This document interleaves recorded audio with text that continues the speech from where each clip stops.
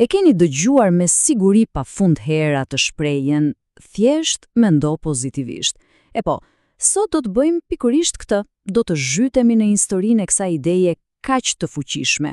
Do të shohim se si lindi, si u vu nën thumbin e kritikës dhe, më e rëndësishmja, si u shndërrua nga një filozofi frymëzuese në një shkencë të vërtetë.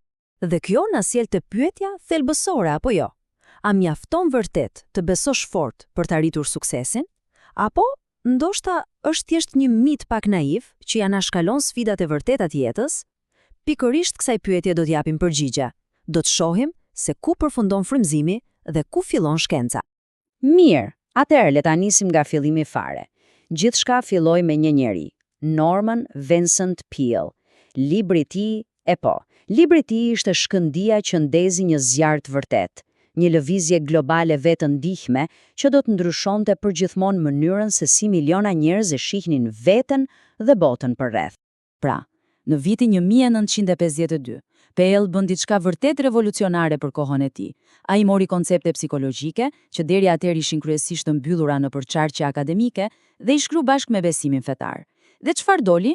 Një formulë sa e thjesht, aq edhe tërheqëse. Ndrysho mendimet dhe do të ndryshosh jetën. Kaq e thjesht. Dhe ky libër u kthye në një fenomen absolut botëror. Dhe ja ku qëndron sekreti i suksesit të tij të jashtëzakonshëm. Peale nuk ofroi thjesht një filozofi abstrakte. Jo, ai dha një manual përdorimi, një udhëzues praktik, e ndau gjithçka në 5 hapa shumë konkret. Nga si të ndërtosh vetbesimin, tek si të zëvendësosh mendimet negative, madje edhe si të përdorësh lutjen si një mjet praktik për të gjetur qetësi. Në thelb ishte një recetë e qartë, hap pas hapi, për ndryshim. Dhe kjo fjali e përmbledh të gjithë filozofinë e tij në mënyrë perfekte. Nëse ndryshon mënyrën se si mendon, mund të ndryshosh jetën tënde. Domethënë për Peale, bota jashme ishte thjesht një reflektim, një pasqyrë e asaj që ndodhte brenda nesh. Çdo gjë fillonte dhe mbaronte te mendimi. Por, sigurisht, jo të gjithë u hipën në këtë tren. Në fakt, sapo libri u bë një hit masiv, kritikat filluan të vërshonin nga të gjitha anët, si nga bota akademike, ashtu edhe nga ajo fetare. Pra, le të shohim se pse një ide në dukje kaq pozitive shkaktoi kaq shumë debat. Dhe këtu kemi përballjen e ideve. Nga njëra anë, kritikët thoshin: "Hey, prit një minutë. Kjo është një thjeshtësim i tepruar. Nuk mund t'i thuash dikujt që jeton në varfëri ekstreme ose që ka kaluar një traumë të rëndë që thjesht të mendoj pozitivisht dhe problemet do të zhduken."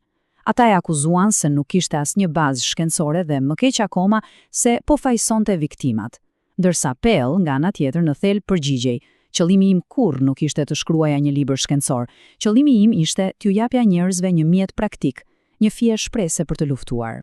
Dhe pikërisht nga ky debat kaq i zjarrt, nga kjo përplasje mes frymëzimit dhe kritikës, lindi diçka krejtësisht e re. Ishte momenti kur shkenca vendosi të hynte në lojë dhe të jepte një përgjigje më të strukturuar kësaj çështjeje. Këtu hyn në skenë psikologjia pozitive. Mendojeni pak kështu, imagjinoni një mjek që studion vetëm sëmundjet, por kurrë nuk studion shëndetin. E po kështu ishte psikologjia për një kohë shumë të gjatë, e fokusuar vetëm te problemet, te traumat, te çrregullimet. Edhe pastaj, në fund të viteve 90, erdhi një psikolog me emrin Martin Seligman dhe bëri një pyetje gjeniale në thjeshtësinë e saj. Po sikur, për një herë, të studionim atë që funksionon, çfarë i bën njerëzit të lulëzojnë, jo thjesht të mbijetojnë. Dhe këtu duhet ta bëjmë dallimin shumë të qartë. Kjo nuk është thjesht një libër tjetër vetë të ndihme. Psikologjia pozitive është shkencë, e mirëfillt. Ajo përdor eksperimente, të dhëna, studime rigoroze për të kuptuar se çfarë bën vërtet një jetë e mirë. Pra, nuk bazohet më thjesht në anekdota apo histori frymëzuese, por në fakte të verifikuara. Dhe për ta bërë gjithë këtë shkencë më të thjeshtë dhe më praktike, Seligman krijoi ato që njihet si modeli PERMA. Mund ta mendoni si një recetë me 5 përbërës thelbësor për një jetë të mirë. Çdo shkronjë përfaqëson një element kyç: P-ja për emocione pozitive, E-ja për angazhim, pra të jesh i zhytur në atë që bën, R-ja për marrëdhënie të mira, M-ja për të pasur një kuptim në jetë dhe A-ja për ndjesinë e arritjes. Sipas tij, këto 5 së bashku janë shtyllat e një jete që lulëzon. Mirë, atëherë, arritëm te përballja finale. frymëzimi kundër skencës. Le t'i vëmë përballë kokë më kokë filozofinë e Peele dhe psikologjinë pozitive të Seligman për të parë se ku ndryshojnë rrënjësisht këto dy mënyra të parit botës. Kjo tabel i tregon dallimet kristal të qartë. Ta thjeshtojmë. Peale në thelb thoshte: bazohem tek eksperienca ime dhe te historitë e suksesit, ndërsa Seligman thot: bazohem tek studimet empirike dhe eksperimentet. Një tjetër ndryshim kyç, Peale synonte t'i zëvendësonte emocionet negative, t'i fshinte. Psikologjia pozitive i pranon ato se një pjesë normale, madje vlefshme e jetës. Dhe ndoshta dallimi më i madh nga të gjithë.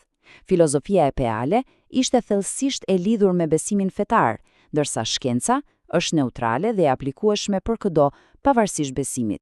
Pra, si t'i shohim këto të dyja? Mendojeni pak kështu. Norman Vincent Peale ishte si ai eksploruesi guximtar që zbuloi një kontinent të ri dhe të panjohur, kontinentin e fuqisë së mendjes.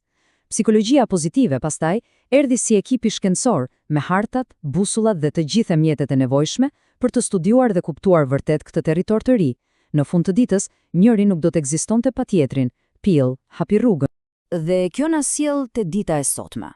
Në këtë botë të stërmbushur me libra vetëndime, me coacha dhe folës motivues, herën tjetër që do të hasni një ide të tillë, ndaloni për një moment dhe bëni pyetjen: a është kjo thjesht frymëzim i bazuar në histori personale, apo janë mjete të bazuara në shkencë të vërtetuar? E sepse të kuptosh këtë evolucion, këtë udhtim nga filozofia te shkenca, është çelësi për të bërë zgjedhje më të informuara për vete.